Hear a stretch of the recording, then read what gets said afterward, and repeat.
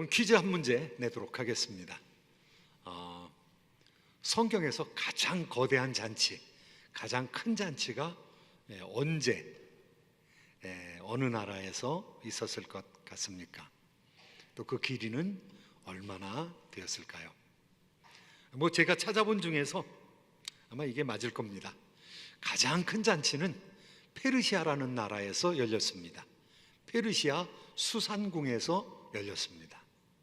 어느 때였는가 하면 아하수에로 왕 때에 열렸습니다. 에스더라는 책에 소개되고 있습니다. 얼마나 그 잔치 날짜가 길었는가 하면요, 180일이 걸렸다고 합니다. 6개월 동안 내내 잔치를 했습니다. 아하수에로 왕 즉위 3년 후에 나라가 안정되었습니다. 그리고 127도를 다스렸다고 그러는데요, 127도에서 뽑혀온 고관들, 그 다음에 장군들, 이런 사람들이 전체가 다 모였습니다. 180일 동안, 6개월 동안 잔치를 했습니다. 음식이 얼마나 많았겠습니까? 마실 음료수들이 얼마나, 포도주가 얼마나 많이 들어갔겠습니까?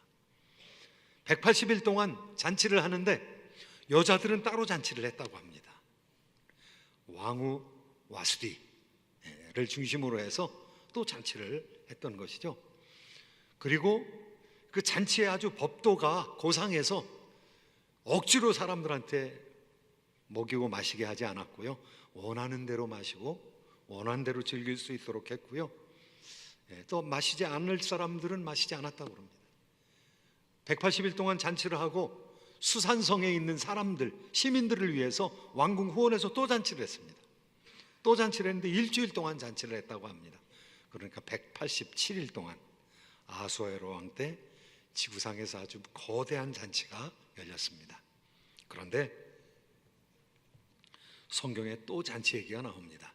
아직은 이루어지지 않았지만은 이 세상 마지막에 큰 잔치가 있을 거라고 성경이 이야기하고 있는데요, 그 잔치를 계시록에서는 어린 양의 혼인잔치라고 합니다.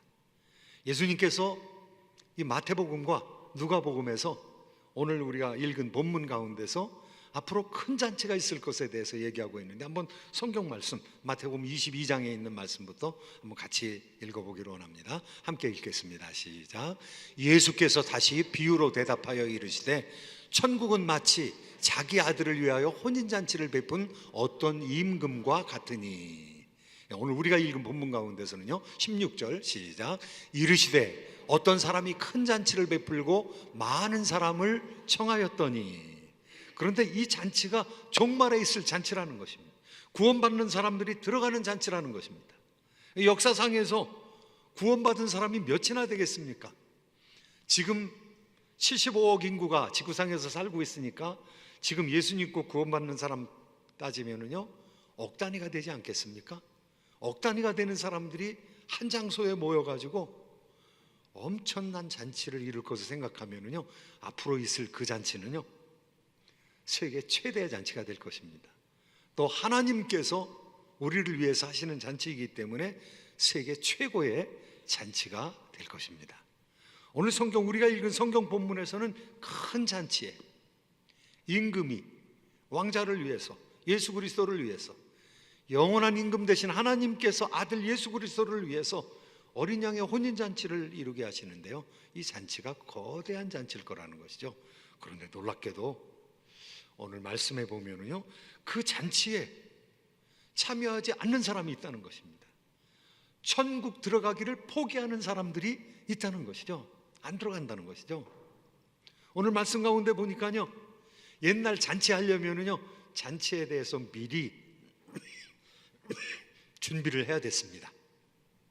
그래서 준비를 해야 되는데 몇 개월 전에 잔치에 대한 공고를 합니다. 그리고 참석하시겠습니까? 답변을 주십시오. RSVP를 하도록 하는 거죠. 응답을 해 주십시오. 그런데 응답했습니다. 사람들이, 많은 사람들이, 큰 잔치니까 많은 사람들이 응답을 했겠죠. 그런데 당일날 가가지고 이제 잔치날입니다, 오십시오. 그랬는데 사람들이 안 오더라는 것입니다. 이 놀랍게도 잔치에 불참하겠다고, 이 어린 양의 혼인잔치에, 그러니까 천국에 들어가지 않겠다고 결정을 내린 거죠. 놀라운 일이죠. 예, 그 앞에 나오는 누가복음 14장에 전에 나오는 이야기도 계속 잔치 얘기입니다. 예수님께서 바리새인이 베푼 잔치에 들어가셨습니다. 잔치에 들어가서 잔치에 이르렀을 때는 상좌에 앉으려고, 높은 자리에 앉으려고 그러지 말아라. 정말 중요한 사람이 오면은 당신 쫓겨나니까 그냥 가장 낮은 자리에 앉아라.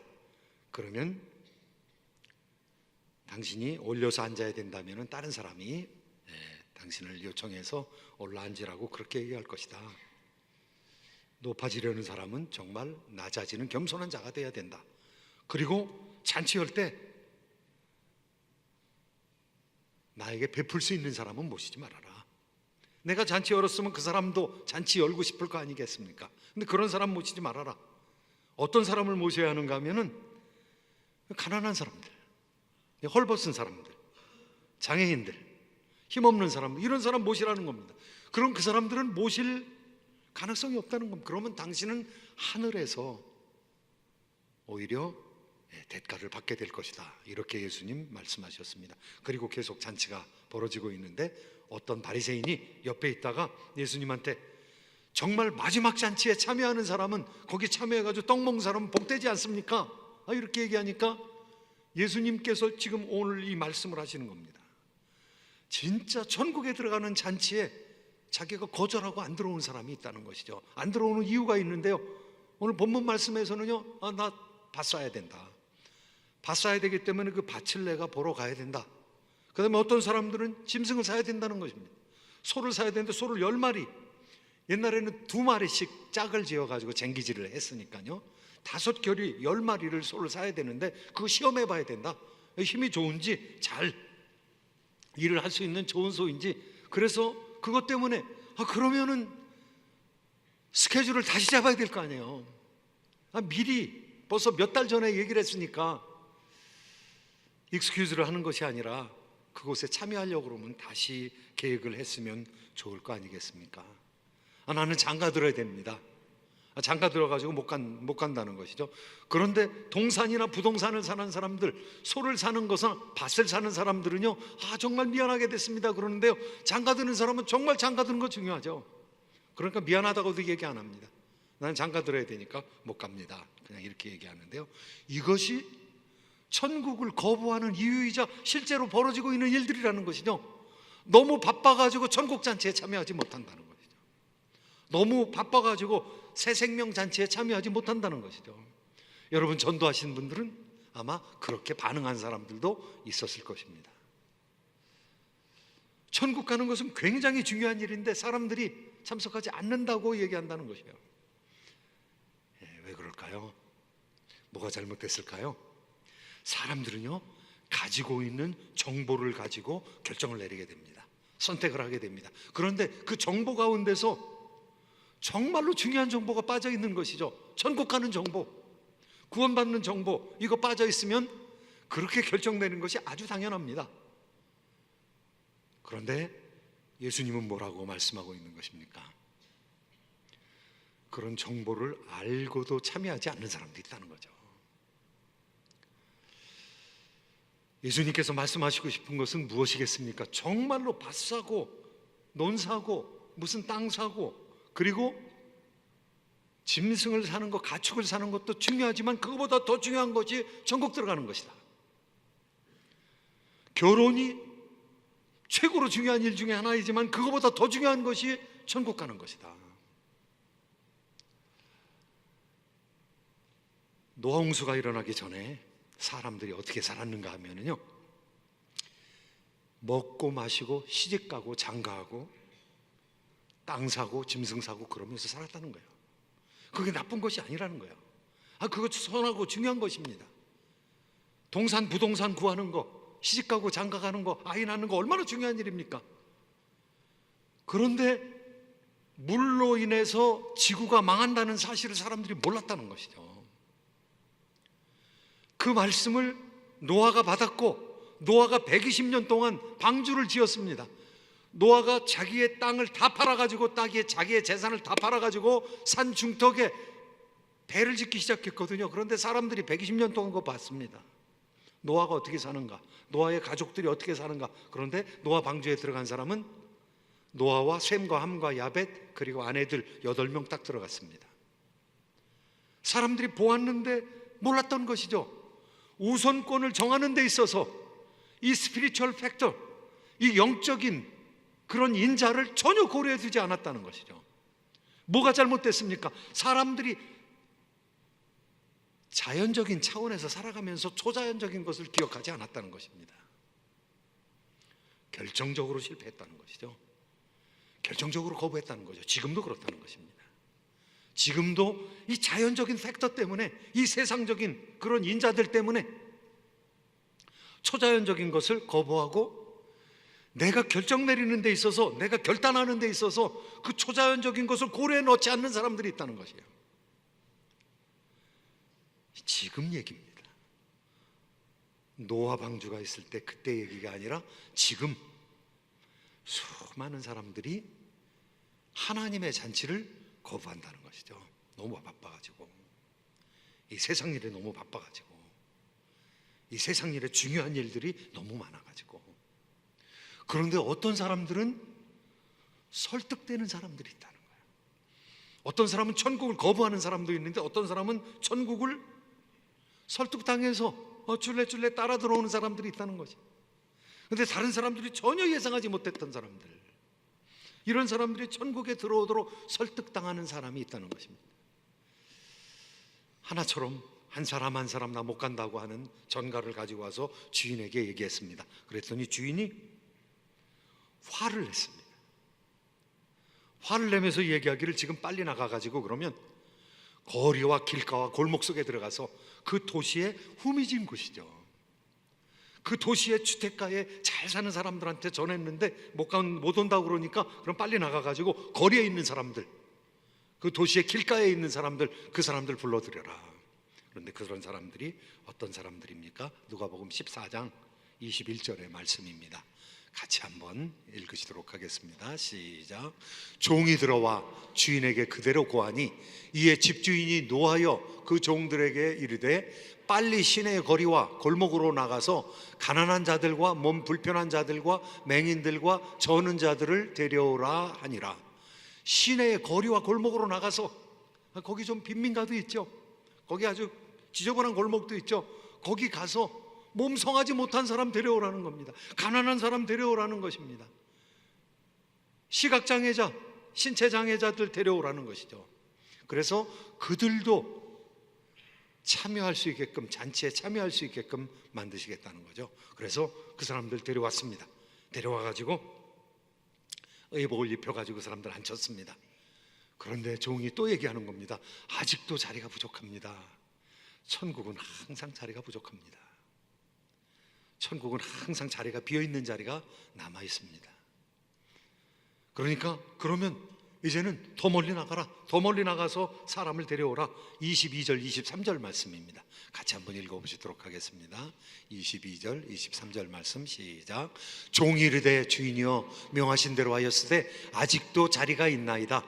주인이 종에게 이르되 산울타리가로 나가서 사람을 강권하여 데려다가 내 집을 채우라. 길가에, 산울타리가에 있는 곳, 이거는 시골길입니다. 시골길. 옛날에 도시 외곽으로 이제 국제적인 통로가 나 있습니다.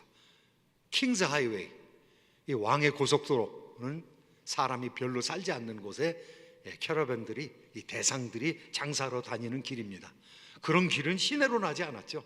그런 길은 외곽으로 났는데요, 그 산울타리가로 난 그 외곽길로 나가서 그 사람들을 불러오라는 것입니다. 그 사람들, 산울타리가에 있는 사람들, 이방인들 얘기하는 겁니다. 여행하기 위해서 멀리 다니는 사람들입니다. 이 시내에서 안 되니까 산울타리가로 나가서 그곳에서 이방인들 불러오라는 겁니다. 그래서 그들을 잔치에 참여시키겠다고 말씀하고 있는 것입니다. 잔치에서 어떤 사람들을 우리가 볼 수 있을까요? 천국에서 어떤 사람들을 볼 수 있을까요? 사회학적으로 얘기하면요, 천국에는 시간 있고 종교 생활할 수 있는, 여가 생활할 수 있는 백인 남자가 많이 들어갈 것 같습니다. 그런데 천만의 말씀입니다. 하나님의 나라에는요, 주도적인 계급이 존재하지 않습니다. 주도적인 인종도 존재하지 않습니다. 예수 그리스도 안에는 남자나 여자나 차별이 없고, 종이나 자유자나 차별이 없고, 유대인이나 이방인이나 차별이 없다는 것입니다. 하나님께서 차별 없이 수많은 사람들을 부른다는 것이죠. 거기 무슨 주체 세력이 없다는 것입니다. 주도적인 세력이 없다는 것입니다. 천국에 들어가면 백인 남자가 많을까? 절대로 그렇지 않을 겁니다. 아마 성별로 얘기하면 여자가 많을 겁니다. 또 인종으로 얘기하면 백인 아닌 유색인종이 더 많을 것입니다. 사회적인 계층으로 얘기하면 부자보다 가난한 자가 많을 가능성이 농후합니다. 왜냐하면 예수님께서 부자가 천국에 들어가는 것은 낙타가 바늘기로 들어가는 것보다 더 어렵다고 그랬으니까요. 여기 오늘 초청받은 사람은 자기네들이 포기했습니다. 세상에 중요한 것들이 너무 많아가지고. 그런데 가난한 사람들, 장애인들, 이런 사람들은 이게 웬 떡이냐, 이 큰 잔치에 우리가 어떻게 이렇게 참여할 수 있느냐, 이 고마운 거 아니냐. 나그네들, 이방인들은 야, 우리가 이런 잔치에 어떻게 참여할 수 있느냐, 즐거움으로, 감사함으로 참여하게 된다는 것이죠. 하나님의 나라에서는요, 차별이 없습니다. 누구든지 원하는 사람들이 들어오는 것이죠. 오늘 말씀의 마지막에는 원래 잔치에 청하였던 그 사람은 하나도 나의 잔치를 맛보지 못하리라. 이건 유대인에 대한 얘기입니다. 이거 두려운 얘기죠. 하나님께서 유대인을 제사장 국가로 만들어서 그 유대인들을 통해서 세계 만방의 복음을 전파하려고 했는데 유대인이 버린 거예요. 그냥 거의 직접 이방인으로 그냥 넘어가게 되었습니다. 한 줌밖에 안 되는 제자들, 12제자들, 70문도들, 뭐 그 정도 사람들, 이런 사람들을 통해서 유대 전체 사회가 변화하는 줄 알았지만 전체 사회가 변하지 않았습니다. 핍박이 일어나면서 다 흩어졌고요, 이방인 교회가 더 강력한 교회들이 생기기 시작했습니다. 예루살렘 교회는 점점 낮아지고요, 안디옥 교회, 알렉산드리아, 로마, 그리스 이런 데 많은 큰 교회들이 생기게 되었던 것이죠. 사랑하는 성도 여러분, 어떤 면에서는요, 하나님께서 공평하십니다. 하나님께서 차별하지 않습니다. 오히려 갇혀졌고, 오히려 숨겨졌고, 오히려 어둠 가운데 막혀있는 사람들에게 하나님께서 은혜를 베풀어 주시는 것이죠. 그런데 중요한 것은요, 어느 누구에게든지 한 사람 한 사람 결단하고 선택함으로써 하나님의 집에 들어오게 된다는 것이죠. 마지막 대지는요, 개인의 선택으로 하나님 앞에 나오게 된다는 것입니다. 거부한 사람은 어땠습니까? 또 한 사람은 이르되, 나 못 들어가겠다는 것입니다. 또 한 사람은 이르되, 나는 장가 들었으니 못 들어가겠다. 한 사람 한 사람이 안 들어가는 것도 결단을 내리고요, 들어가는 것도 결단을 내린다는 것입니다. 여러분, 보물 창고가 있습니다. 보물 창고에 들어가서 보물을 내가 가져야 되는데요, 보물을 가지려면 어떻게 해야 됩니까? 그래서 선택해야 됩니다. 내가 보물 창고에 들어갈 건가 말아야 될 것인가. 들어가자. 그럼 들어가서 가져올 것인가 말 것인가, 가져갈 것인가 말 것인가. 모든 것을 가져가라고 하더라도 내가 안 가져가면 못 가져가는 것입니다. 하나님께서 천국을 열어놓으셨는데 초청을 하고 있는데 나 못 들어가겠다 그러면 못 들어가는 것입니다. 내가 안 하겠다 그러면 못 하는 것입니다. 하나님께서 천국에 들어온 사람들을 자녀로 받아주시고 축복하십니다. 그리고 들어오지 아니한 사람을 벌하십니다. 우리가 만약에 그게 결정된 거라면요, 하나님 그럴 수 있습니까? 하나님 예정해 주셔서 우리는 천국에 못 들어가기로 작정된 거니까 하나님 책임입니다. 그런데 왜 벌을 주십니까? 그런데 하나님의 예정이라는 것은요, 우리의 자유의지를, 선택권을 빼앗아가는 것이 아닙니다. 여러분, 예수 믿을 때 여러분 신앙 고백하는 것입니다. 그리고 내가 선택하는 것입니다. 선택의 대가입니다. 하나님께서 예정은 해놨지만 내가 계속 거부하면 못 받는 거죠. 그건 못 받는 거죠.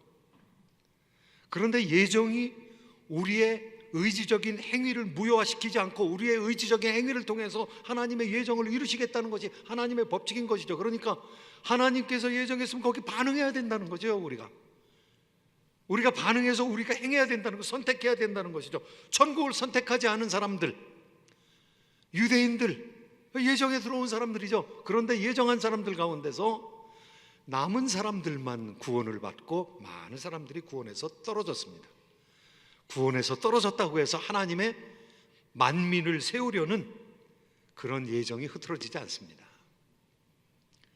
하나님께서 부를 자를 또 부르시는 것이죠. 자신으로 하여금 선택하게 만드는 것이죠. 그래서 신학자들은요, 하나님의 예정도 100%고 인간의 자유의지도 100%다.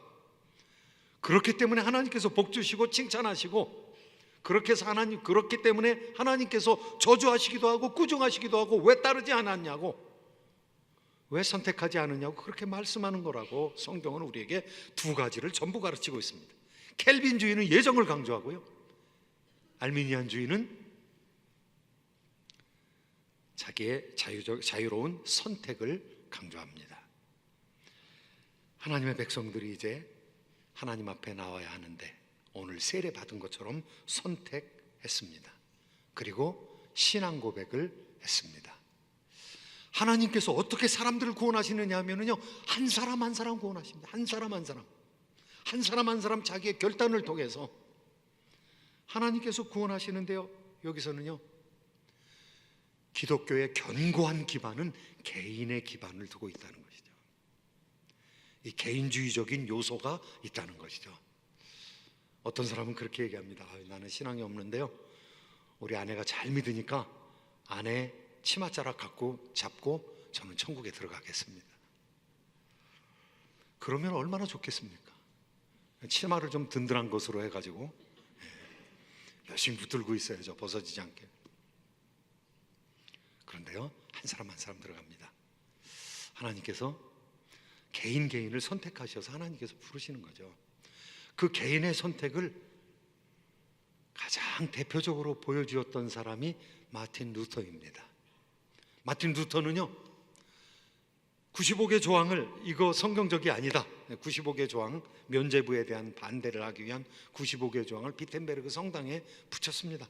토론하자고 라틴어로 붙였습니다. 그런데 독일어로 번역이 돼가지고 2-3개월 만에 독일에 쫙 퍼졌습니다. 지지하는 사람, 반대하는 사람이 일어났습니다. 그리고 4년 동안 논쟁의 경론의 중심에 있다가 이제 마틴 루터가 마지막으로 카를 5세 앞에 서게 되었습니다. 종교 재판을 하게 되었던 것이죠. 1521년 이제 종교 재판은 1517년에 95개 조항을 붙인 지 4년 만에 이제 서게 되었는데요, 거기에 엄청 많은 사람들이 모였습니다. 대신들이 전부 모였습니다. 신학자들이 전부 모였습니다. 그리고 왕이 그곳에 있었습니다. 그곳에서 나를 설득시켜 주기를 원합니다. 교회 전통이 아니라 하나님의 말씀을 통해서 내가 틀렸다는 것을 간단하게 말씀해 주시면 내가 굴복하겠습니다. 그러나 하나님께서 그렇게 간단한 말씀을 주시지 않으면 나는 내가 가지고 있는 이 신앙을 버릴 수가 없습니다. Here I stand. 내가 여기 있습니다. Oh God, help me. 하나님이여, 내가 여기 서 있습니다. 나를 도우소서. 내가 여기 서 있습니다. 그런데 우리가 서 있다고 얘기하지 아니하고 내가 서 있다고 그랬습니다. 신앙은 독자적으로 하나님 앞에 단독자로 서는 것이죠. 하나님께서는 한 사람 한 사람이 신앙 고백하기를 원합니다. 공동체적인 요소로 부모님이 신앙 고백했지만 입교하면서는 자기 신앙을 자기가 고백해야 됩니다. 한 사람 한 사람이 단독자로 하나님 앞에 서서 고백을 해야 됩니다. 왜 그러냐 하면은요, 하나님께서 넘버원을 원하시는 것이 아니라 the only one을 원하시는 거죠. 한 사람을 원하시는 거죠. 우리 한 사람을 나 한 사람을 만나 주시는 거죠. 유일한 사람인 것이죠. 그 사람이 이 세상에 있는 사람들이 다 다르기 때문에 하나님께서는 한 사람을 만나 주시기 원하시는 거예요. 한 사람, 그 한 사람은요, 하나님께 아들이거나 딸입니다. 이 세상에 많은 사람들이 있지만 그 많은 사람이 하나님께서 증손자로 만나 주시는 경우가 없습니다. 하나님께서 손자로 만나주시는 경우도 없습니다. 하나님께서 손녀로 만나주는 경우도 없습니다. 전부 아들 아니면 딸입니다. 한 사람 한 사람을 유일한 사람으로서 만나주시는 거예요. 유일한 사람에게 물어서 신앙 고백을 하게끔 하나님께서 요구하시는 것이죠. 마틴 루터가 내 뒤에 누가 있습니다, 내 뒤에 수많은 지지자가 있습니다, 이렇게 얘기하지 아니하고 Here I stand, O God, help me. 내가 여기 서 있습니다, 나가 서 있습니다. 나 한 사람이 단독자로 하나님 앞에 서 있습니다. 여러분 어디에 서 계십니까? 독일에 가면은요, 저는 독일은 못 가봤습니다.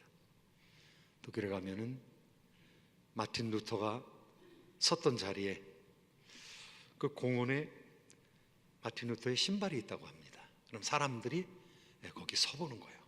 마틴 루터의 자리에 서보는 거예요. Here I stand. 마틴 루터의 신발을 신어보는 거예요. 그런데 우리가 신발을 신고, 마틴 루터의 신발을 신고 무슨 고백을 해야 될 것인가? Here I stand on the word of God. 내가 하나님 말씀 위에 서 있습니다. 마틴 루터는요, 전통에 의지하지 않았거든요. 교회 전통에 의지하지, 오직 성경으로 하나님의 말씀에 의거했거든요. Here I stand on the word of God. 하나님의 말씀 위에 내가 서 있습니다.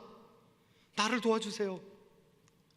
그리고 하나님의 면전에 있었던 거기 수많은 사람들이 있어요. 왕, 어마어마한 사람이죠.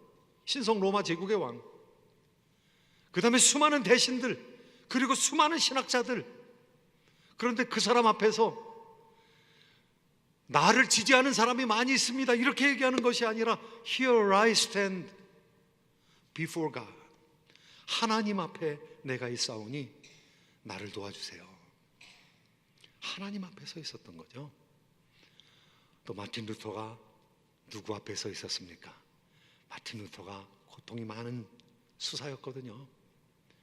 이 시대에 성자가 있으면 마틴 루터다 그렇게 얘기했거든요. 왜냐하면 너무 두려웠거든요. 천국 가기에는 자기가 너무 천국에 합당하지 않다는 것을 너무너무 잘 알고 있었거든요. 그런데 하나님 의라는 말씀을 알게 되었습니다. 하나님의 의가 처음에는 심판의 의인 줄 알았습니다. 그런데 예수님께서 나의 하나님이여 나의 하나님이 어찌하여 나를 버리셨나이까? 예수님께서 버림당하는 것을 보고 나서 나 때문에 버림당했구나, 우리 때문이 아니라 나 때문에 버림을 당했구나. 그래서 나 때문에 버림당했다는 사실을 알고 하나님의 의가 자신을 용서하는 의인지 알게 되었습니다. 그리고 나서 십자가 밑에 평안하게 서 있을 수 있었던 것이죠. Here I stand under the cross.